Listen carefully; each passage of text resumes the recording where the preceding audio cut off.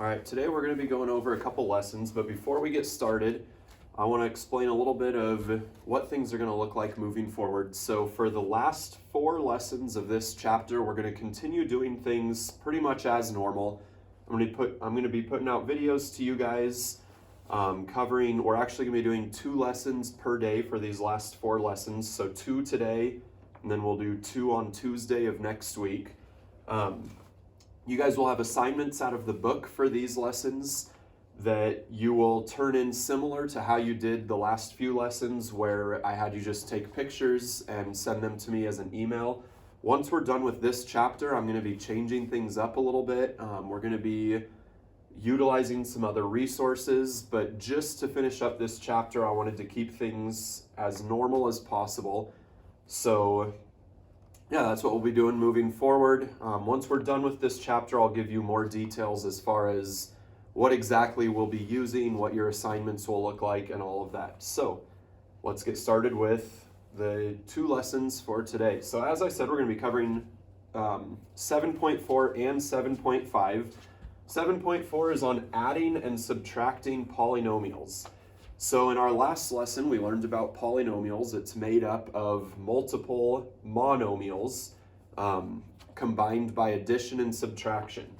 So today we're going to be taking multiple polynomials and adding or subtracting them. So to add polynomials, you can group like terms horizontally or write them in column form, aligning like terms. Column form, you'll see down here, we also have written as vertical form. Adding polynomials involves adding like terms. So before I get into the couple of examples down here, if I were to write 3x squared y plus 2xy squared, this is a polynomial. Now, we would not be able to add this or to simplify this polynomial by adding the 2 terms because they are not like terms. They both have an x and a y, but the thing that makes them not like terms is that the exponents that are with the variables are not similar. So in this term, 3x squared y, the x is squared, the y is to the first power. In 2xy squared, the x is to the first power, the y is squared. In order to be like terms, I'll write this up here, in order to be like terms, they must have the same variables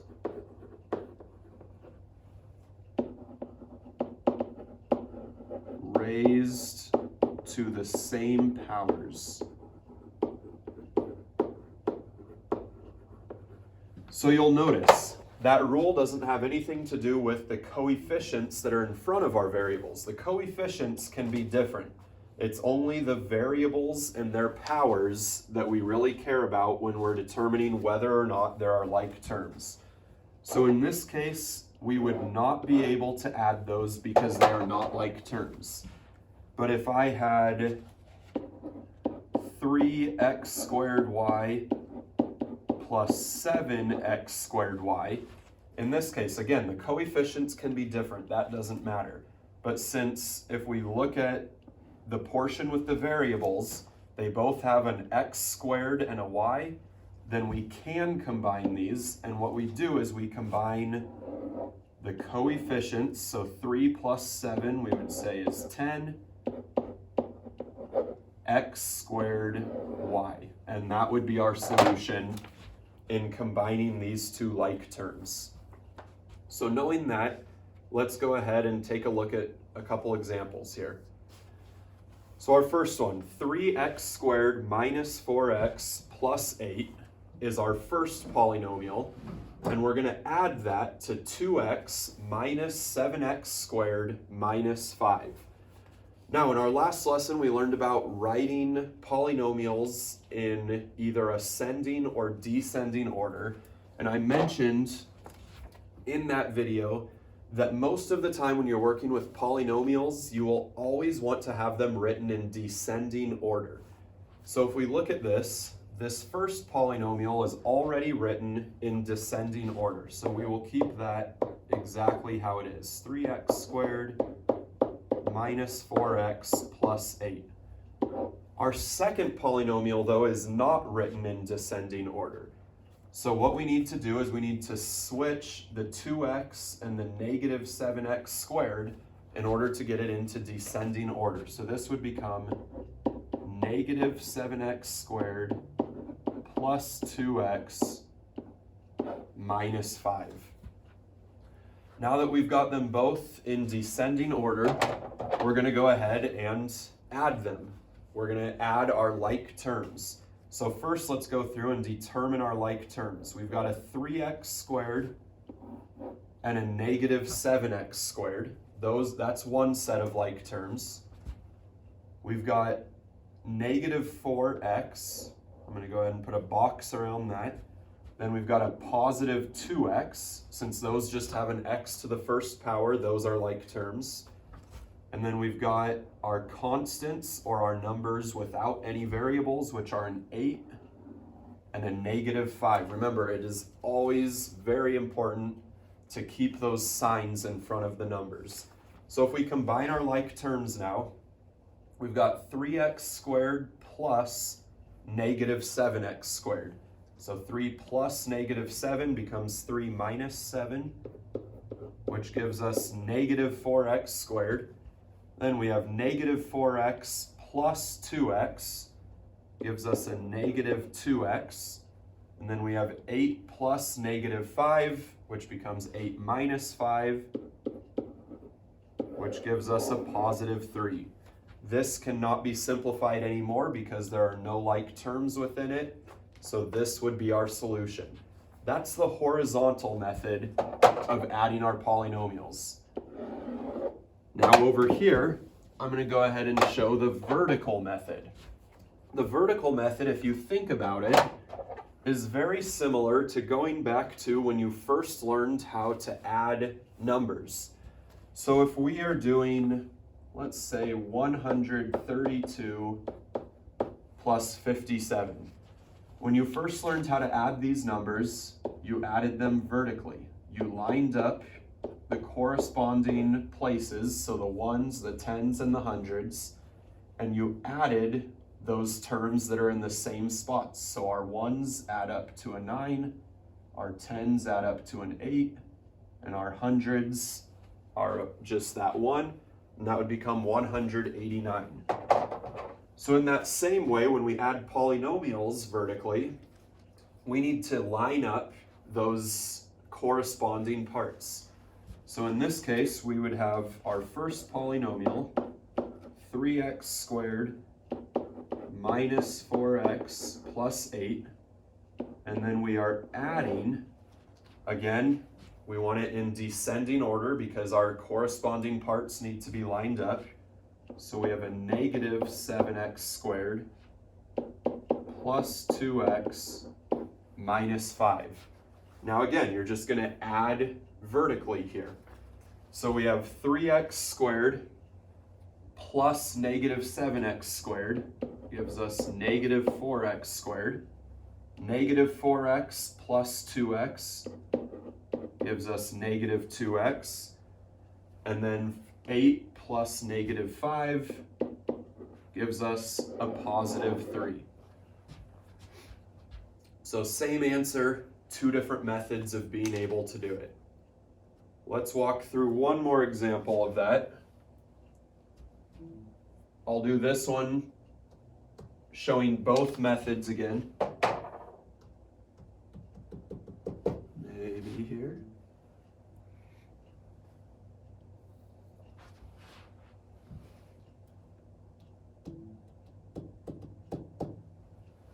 Whoa.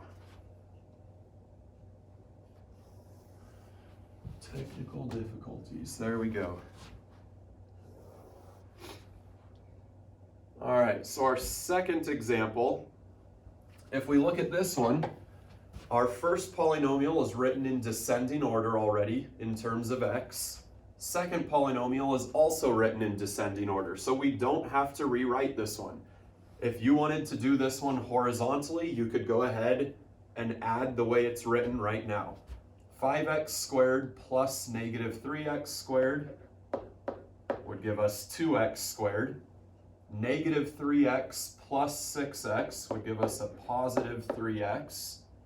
And 4 plus negative 3 would give us a positive 1. And that would be our resulting polynomial. Now, if we wanted to do it vertically, 5x squared minus 3x plus 4 plus negative 3x squared plus 6x minus 3. And then again, add vertically. So 5x squared plus negative 3x squared gives us 2x squared. Negative 3x plus 6x gives us a positive 3x. 4 plus negative 3 gives us 1.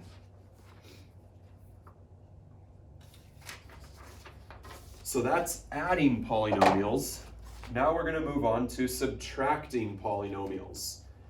So when we subtract polynomials, in order to subtract them, we actually add the additive inverse. So an additive inverse, what that means, the additive inverse of negative 3x squared plus 4x minus 2 would be 3x squared minus 4x plus 2. So if you notice here, what we did is we changed the signs on each of these.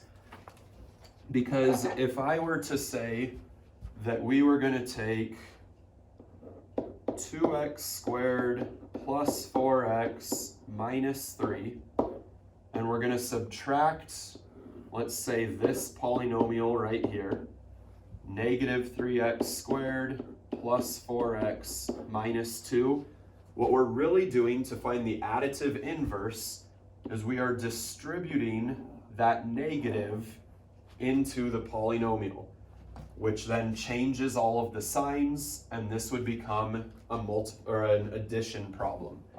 So that's the way you want to think of it when you're doing it horizontally, or that's an easier way of thinking of it. So if we look at this first one, 3n squared plus 13n cubed plus 5n minus 7n plus 4n cubed. So what we want to do, again, we want to write these in descending order. So this would become 13n cubed plus 3n squared plus 5n minus, oops, not 7. We need to switch the order to get them in descending order.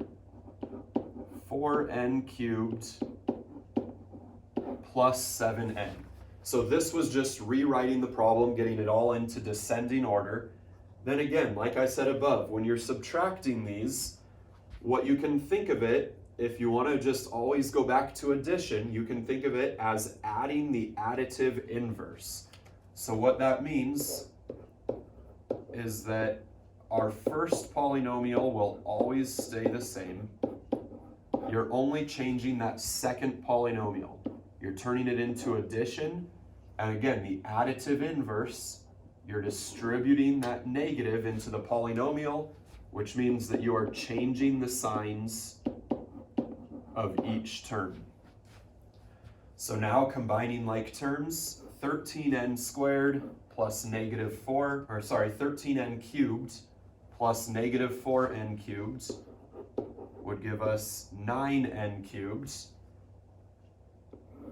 plus 3n squared. This polynomial doesn't have an n squared term, so it would stay as 3n squared.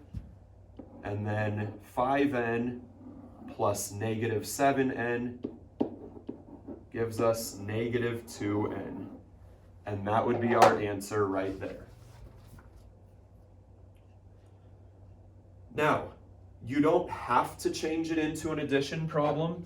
If you wanted to, you could look at what we have here and go ahead and just combine your like terms using subtraction, which we would do 13n cubed minus 4n cubed would give us 9n cubed.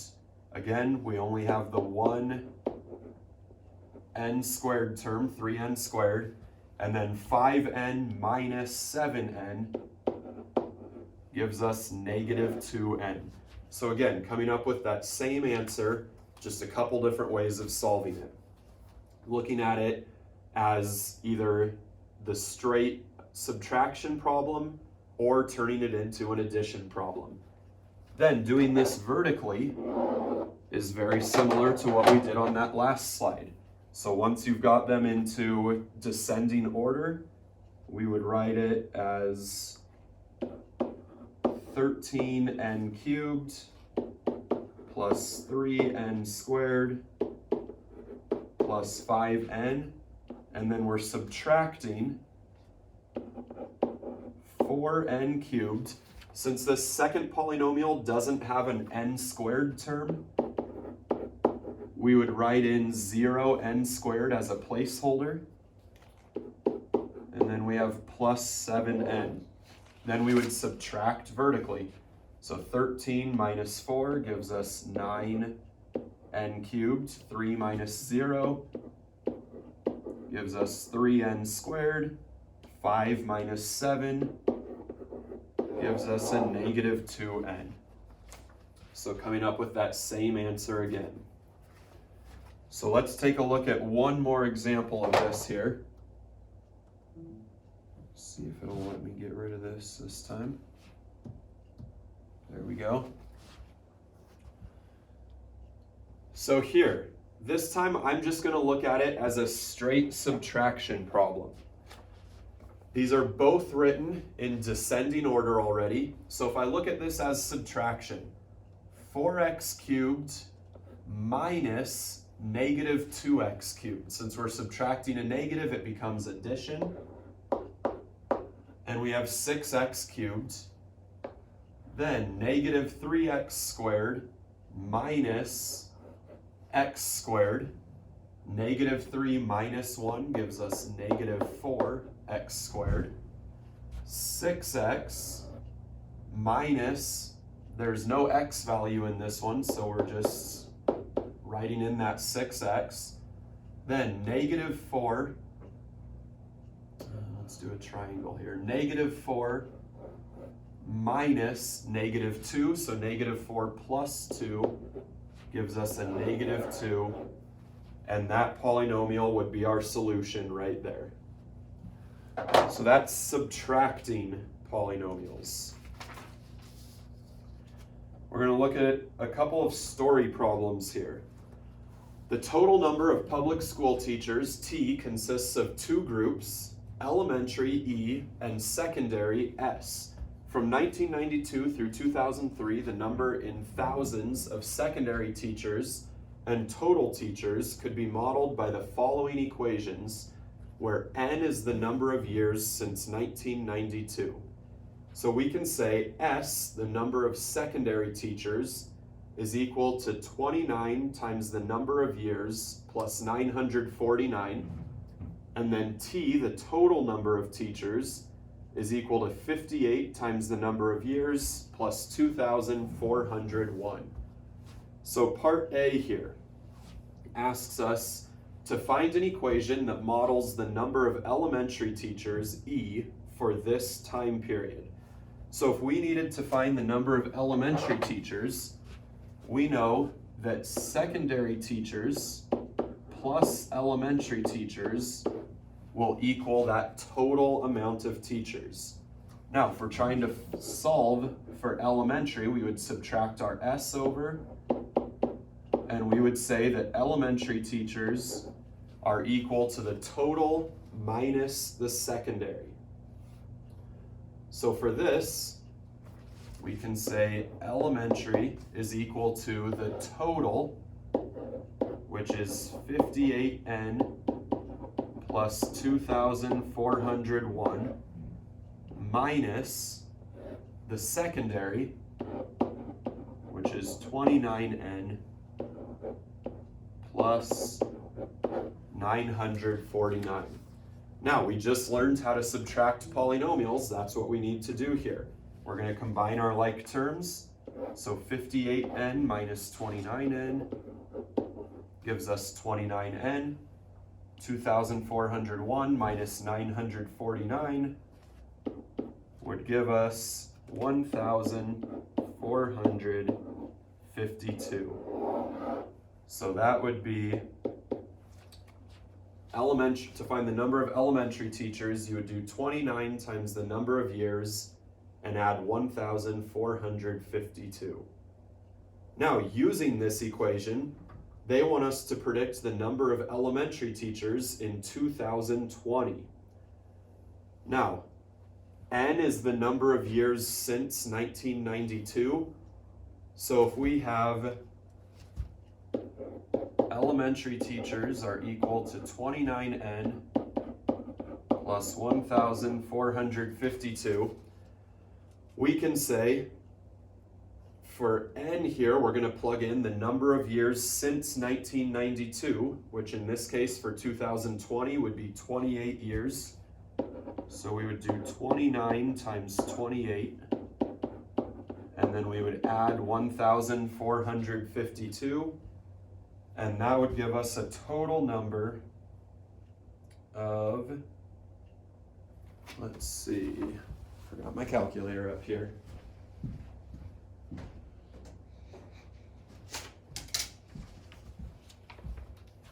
(29 times 28 would be 812.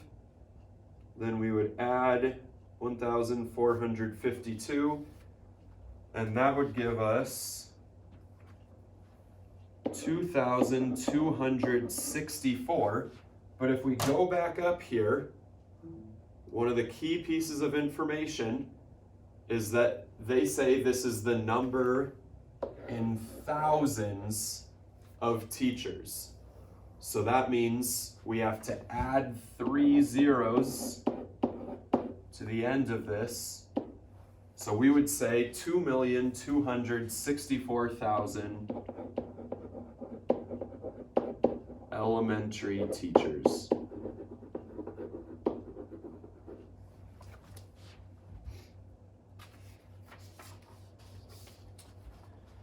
So that's the first lesson, 7.4 on adding and subtracting polynomials. Next, 7.5 is going to start multiplying a polynomial by a monomial.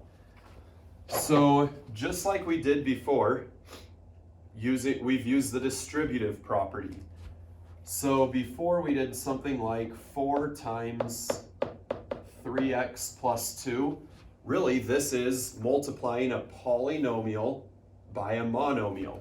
You're just distributing that 4 in, which would give us 12x plus 8. In this case, we're doing the same thing. We've got a negative 2x squared, and we need to distribute it into this polynomial. So we're going to take those rules that we learned on multiplying, because really, we're multiplying 3 different monomials here. So negative 2x squared times 3x squared, negative 2 times 3 gives us negative 6. X squared times x squared, remember we add those exponents, so it would give us negative 6x to the 4th. Negative 2x squared times negative 7 would give us a positive 14x cubed. And then negative 2x squared times 10 would give us a negative 20x squared. All of our exponents are different, which means we can't combine any terms. So that would be our answer right there. So really it's just distributing just like we've always done. The only difference is remembering those rules on how to multiply variables with exponents. So then moving forward, this is going to be kind of combining that last slide with what we did in the last lesson. Simplify the following expressions. So first, we have 2 different expressions here that we need to subtract. But before we can subtract them, we need to distribute. So here we're distributing a 3 into this polynomial, which would give us 15x squared plus 6x minus 12. And then we're subtracting. In this case, we're distributing an x into the polynomial. So x times 7x squared would give us, would give us 7x cubed. X times 2x would give us 2x squared. X times negative 3 would give us negative 3x. So now, just like we did before, we would subtract these polynomials using the like terms. So the highest value of x, the highest degree, is x cubed, which only shows up in this one. Now remember, because we're subtracting, it would be 0x cubed minus 7x cubed, which would give us negative 7x cubed. Then we would have 15x squared minus 2x squared, which gives us 13x squared. 6x minus negative 3x, so 6x plus 3x would give us 9x. Then we've got a negative 12. There's no constant over here, so negative 12 minus 0 would give us a negative 12. And that would be our answer. So again, we distributed that monomial into the polynomial in each one, grouped both of those separate new polynomials into parentheses with a subtraction sign in between, and then subtracted the polynomials.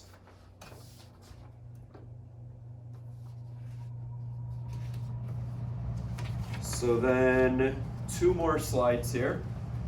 Greg pays a fee of $20 a month for local calls. Long distance rates are 6 cents per month or per minute for in-state calls and 5 cents per minute for out-of-state calls. Suppose Greg makes 300 minutes of long distance phone calls in January, and M of those minutes are for in-state calls. So again, we need to look at a few different things here. Let's write down our key information. He pays a fee of $20 a month for local calls. So local equals $20 per month. Then for long distance rates, it's 6 cents per minute for in-state.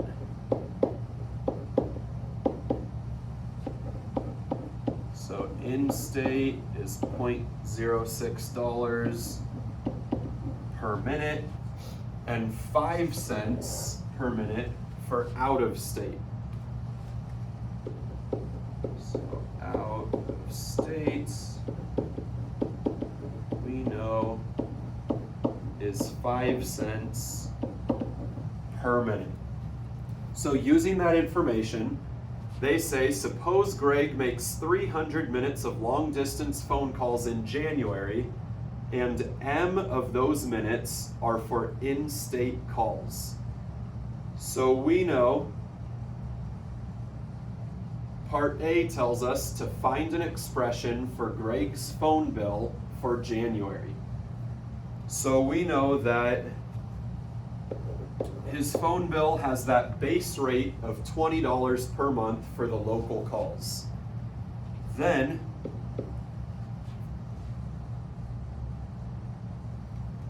M minutes are in-state calls. So we can add 0.0, not 0.6, 0.06 M. So 6 cents per minute plus 5 cents per minute, but we know that the number of out-of-state calls are going to be 300 minus the number of in-state minutes, because he has 300 total minutes of long-distance calls, and M of them are for in-state. So this is how we would write our equation to find his total bill. $20 for the local calls, plus 6 cents per minute for in-state, plus 5 cents per minute under the 300 minutes for out-of-state. Now we can simplify this expression by first just distributing that 0.05. So that would give us 20 plus 0.06 m plus 15 minus 0.05 m. Now we can combine our like terms. 20 plus 15 gives us 35. Then 0.06 m minus 0.05 m gives us a positive 0.01 m. And that would be our equation, or our expression, that tells us the total cost of Greg's bill for the month of January. $35 plus 1 cent per minute of long distance calls. So now the last thing we're going to do is looking at expressions or equations with polynomials on both sides. So this is just taking everything we've done these last couple lessons and combining it into one large problem. So we have multiple steps that we need to do here. We've got a few places that we need to distribute to start these problems. So here we need to distribute a y. Y times y gives us y squared. Y times negative 12 is negative 12y. Then we're adding, again, we need to distribute. Y times y gives us y squared. Y times 2 gives us 2y plus 25. And it's equal to, again, distribute 2y times y gives us 2y squared. 2y times 5 gives us a 10y. And we're subtracting 15. So that's our first step, is get rid of all of the parentheses by distributing. Now on this side, we need to combine like terms. Y squared plus y squared gives us 2y squared. Negative 12y plus 2y gives us a negative 10y. And then we have our constant of 25. There's nothing to combine on this side, so we're going to leave that how it is. Now, in this case, we're not just combining our polynomials. We're not just adding or subtracting them. We're actually solving this equation. So in order to solve the equation, you know, just like we've done in the past, we need to solve for the variable, which in this case is y. So in order to solve for y, we need to move all of our y values to one side and all of our constants to the other side. So in order to move my y's to the left, I'm going to subtract 2y, and I'm going to subtract 10y, or 2y squared from both sides, and I'm going to subtract 10y from both sides. Which in this case, everything should cancel here. 2y squared minus 2y squared, those cancel. Negative 10y minus 10y gives me negative 20y plus 25 equals negative 15. Now I need to subtract my 25 from both sides. And I will get negative 20y equals negative 40.